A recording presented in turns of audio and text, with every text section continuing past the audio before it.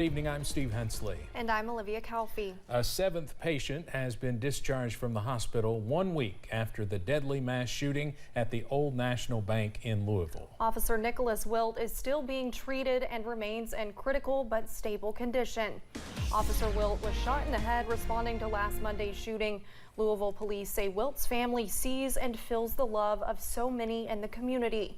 4 of the 5 victims who were killed in the shooting have been laid to rest. The funeral for 45-year-old Juliana Farmer is Saturday. The Gun Violence Archive says there have been 162 mass shootings in the United States so far this year. Thousands of Americans fed up with feeling unsafe took to the streets in 2 major U.S. cities today, demanding politicians do more. CBS's Skylar Henry is at one of the protests in Washington, D.C. Assault weapons have to go! Protesters marched through the National Mall carrying photos of loved ones lost to gun violence and calling on Congress to ban assault weapons. I'm terrified every single day, every single moment, because it's not if it will happen again, it's when. Lindsay Hartman was at the 4th of July parade in Highland Park, Illinois last year when a gunman killed 7 people and wounded 48 others. She says she shielded her 4-year-old from the bullets. There's no reason for weapons of war to exist in the way that they do with no regulation. A new CBS News poll finds 62% of Americans want to ban the AR-15 semi-automatic rifle. But the poll also found stark differences along ideological lines. 81% of liberals think the U.S. would be safer if fewer or no people own guns. 40% of conservatives think the U.S. would be safer if more people or everyone had guns. Gun violence remains a top concern for most Americans, according to the CBS News poll, including 77% of parents and 60% of students. But at this weekend's annual NRA convention, several Republican presidential candidates indicated there's no appetite for gun control legislation within the GOP.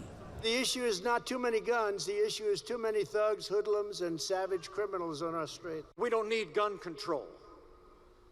We need crime control. A study from the Kaiser Family Foundation found roughly 1 in 5 Americans have had a shooting death in their family. Skylar Henry, CBS News, Washington. The Gun Violence Archive says there have been more than 12,000 gun violence deaths this year alone.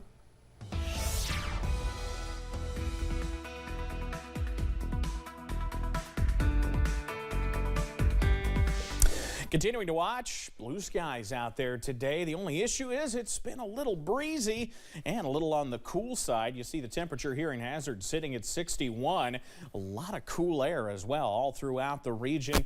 It's a breezy one. Look at London right now, gusting to 39 miles per hour, Lexington to 40, and a lot of us gusting between 25 and 30 miles per hour right now. That's keeping us at least slightly milder than it would be if we still had the clouds in place. Temperatures low to mid 60s throughout the region. All the clouds stayed up to the north in parts of Ohio and West Virginia today. And it's still bearing out if you see some of the readings up from that region where they're still in the 40s. Your forecast first through the next 12 hours. Clear skies tonight, but look at those temperatures dropping into the 40s. Quite quickly, I might add, as we head through the overnight. Now, I'll have the very latest on when we see a return to some warmer air and the potential for some showers. Those details are in a few minutes. Steve? Evan, thank you. In less than a month, Kentuckians will head to the polls for the May primary. And today, officials were checking ballot scanners. Jeremy Toms has the latest on the Commonwealth's Election Day preparations. We're less than a month away from the 2023 primaries, and this morning, Jessamine County election officials came to Lexington to test the accuracy of their ballot scanners. It's an important step in this process, and one that Secretary of State Michael Adams says each county must undergo before Election Day arrives. Every single ballot scanner in Kentucky goes through rigorous testing before it's ever utilized. We check the tech thoroughly before we ever let a vote get cast on it. Adams joined Jessamine County Clerk Johnny Collier to oversee the testing, which is open to the public. They say it proves the fairness and security of these upcoming elections.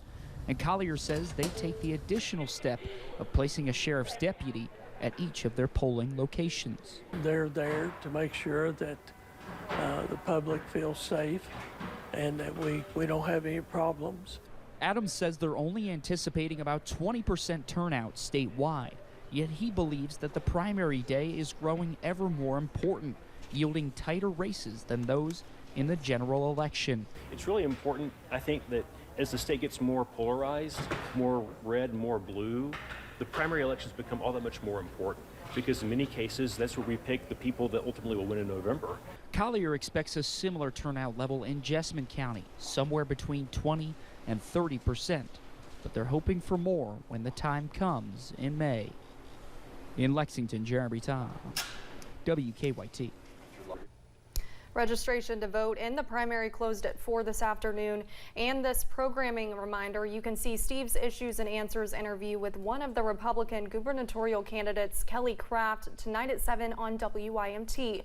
You can also still go back and watch all of the other recent interviews with candidates on WYMT.com. Senate Minority Leader Mitch McConnell returned to work today. The Kentucky Republican has spent the last month recovering from a fall. Senator McConnell was treated for a concussion and rib fracture. He then completed physical therapy. In his announcement about his return, the 81-year-old said, quote, "We've got important business to tackle and big fights to win for Kentuckians and the American